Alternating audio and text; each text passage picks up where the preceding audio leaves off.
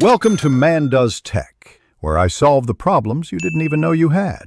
You start by getting the right permission right now. Request a license in writing, email counts. Once you have a response, read the terms carefully to see allowed uses, duration, and territories. If it's Creative Commons, check the specific license. Attribution, non-commercial, or share-alike, each matters.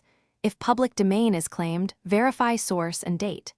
Make sure to save the contract, include names and timestamps, and log the scope of use so you can show authorization later.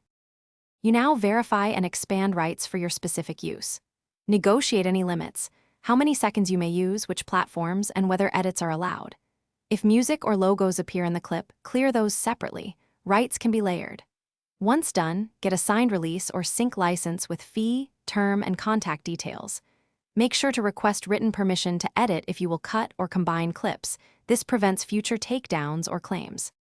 You finish by implementing the license terms and documenting everything. Include mandatory credits in the video or description. Keep original master files and the dated license in a secure folder.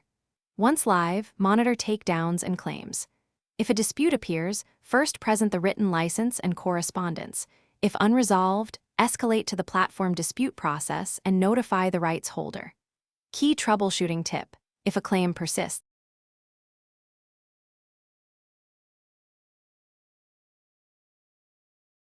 Thanks for watching. If you found this helpful, don't forget to like and subscribe.